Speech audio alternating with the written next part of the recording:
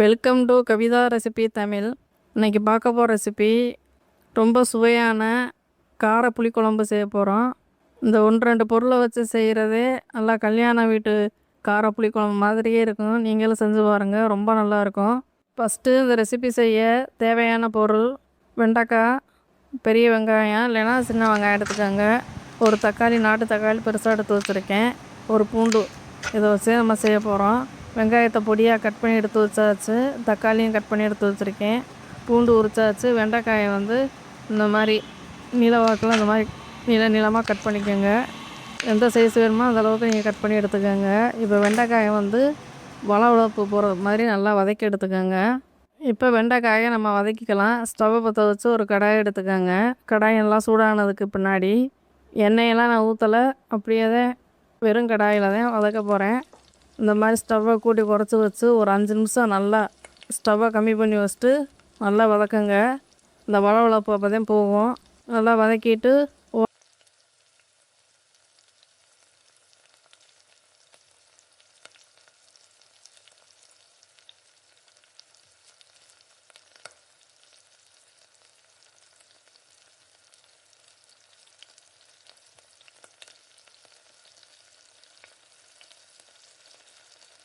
ஓரமாக இருக்கட்டும். நம்ம ஒரு பாத்திரத்தில் குழம்பு செய்யலாம். இப்போ அது ஓரமாக இருக்குது. வெண்டைக்காயை வதக்கி வச்சாச்சு. நம்ம இன்னொரு கடாயில் தேவைக்கு ஏற்ற மாதிரி எண்ணெய், நல்லெண்ணெய் இருந்தால் ரொம்ப நல்லாயிருக்கும். நான் சன்ஃப்ளவர் ஆயில் தான் சேர்த்துருக்கேன்.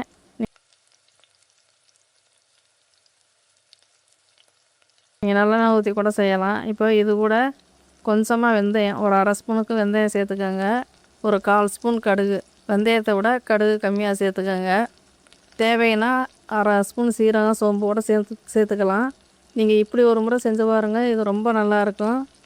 வெந்தயம் கடுகு போட்டு இந்த மாதிரி செஞ்சு பாருங்கள், ரொம்ப நல்லாயிருக்கும்.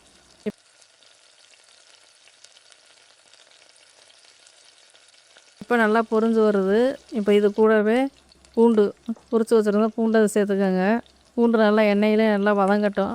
வெங்காயம் கட் பண்ணி வச்சுருக்க வெங்காயத்தை சேர்த்து நல்லா வதக்கி விடுங்க. வெங்காயம் நல்லா கலர் மாதிரி நல்லா வதங்கணும். அப்போ தான் குழம்புடைய மனமும் ருசியும் ரொம்ப நல்லாயிருக்கும். வெங்காயம் நல்லா வதங்கணும். இந்தளவுக்கு வதங்கினதுக்கு பின்னாடி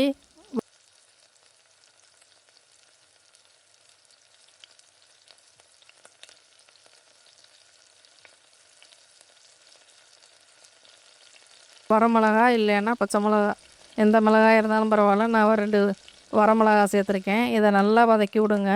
நல்லா வெங்காயம் நல்லா கலர் மாதிரி வரணும், இந்தளவுக்கு வரணும்.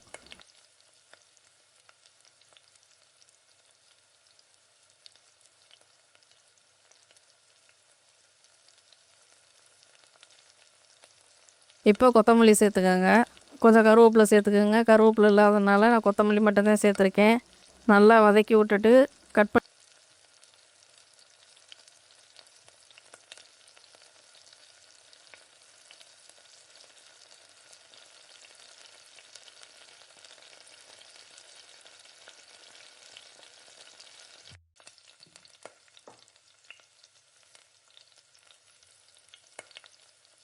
கட் பண்ணி வச்சுருக்க தக்காளியை சேர்க்கணும். வெங்காயம் நல்லா வதங்குறப்பவே ஒரு மணம் வரும். அப்போ நீங்கள் இந்த தக்காளியை சேர்த்துக்கோங்க. தக்காளி வதங்குறதுக்கு கொஞ்சமாக உப்பு சேர்த்துக்கலாம். உப்பு சேர்க்குறப்ப சீக்கிரம் வதங்க. நான் கொஞ்சமாக கல் உப்பு சேர்த்துக்கிறேன். நீங்கள் தூள் உப்பு இருந்தால் கூட சேர்த்துக்கோங்க. இப்போ ஒரு 2 நிமிஷம் 3 நிமிஷம் அப்படியே தக்காளியை நல்லா கரண்டி நல்லா அழுத்தி விட்டு நல்லா வதக்கி விடுங்க. தக்காளி நல்லா வதங்கி வந்துருச்சு. இப்போ வதக்கி வச்சுருந்த வெண்டைக்காயை இது கூட சேர்த்துக்கலாம்.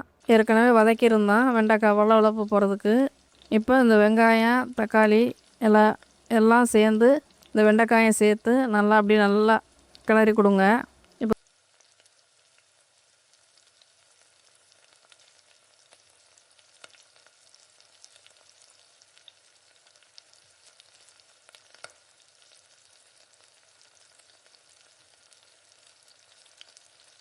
இப்போ சுத்தமாக அந்த வளவளப்பு இருக்காது. இப்போ இந்த அளவுக்கு வதங்கினதுக்கு பின்னாடி ஒரு 2 நிமிஷம் 3 நிமிஷம் அப்படியே நல்லா எண்ணெயிலே வதக்கி விட்டுட்டு மிளகா தனியாத்தூள் இதை சேர்த்துக்கலாம். வீட்டில் எப்போவும் நம்ம அரைச்சி வச்சுருக்க பொடி தான் சேர்க்க போகிறேன். ஒரு 3 ஸ்பூனுக்கு ஏற்ற மாதிரி சேர்த்துக்கோங்க. நான் காஷ்மீர் சில்லி ஒரு 2 ஸ்பூனுக்கு சேர்த்துருக்கேன். வீட்டில் எந்த தூள் இருந்தாலும் பரவாயில்ல, மிளகாத்தூள் காரத்துக்கு ஏற்ற மாதிரி நீங்கள் கூட்டி குறைச்சி அளவுகளை சேர்த்துக்கோங்க. எவ்வளோ தண்ணி சேர்க்கணுமோ அதுக்கேற்ற மாதிரி பொடி சேர்த்துக்கோங்க. நான் அந்தளவு சேர்த்துருக்கேன். நல்லா கலந்து விட்டுட்டு புளி கரைசல் ஒரு நெல்லிக்காய் அளவு புளி ஏற்கனவே நான் சுடுதண்ணியில் ஊற வச்சுருந்தேன். அதை நல்லா கரைச்சி வடிகட்டிட்டு இப்போ இது கூட சேர்த்துக்கோங்க.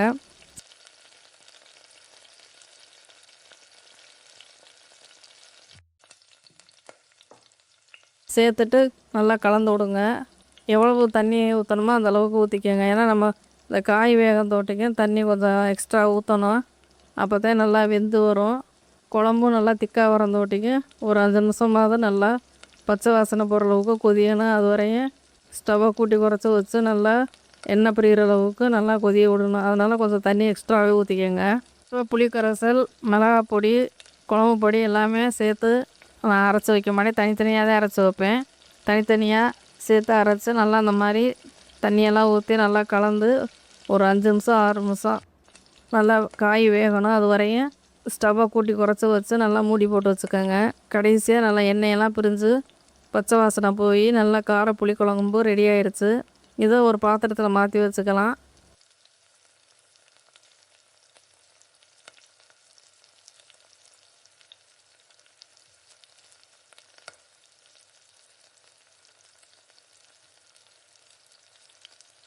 நீங்களும் இந்த மாதிரி செஞ்சு பாருங்கள், ரொம்ப நல்லாயிருக்கும்.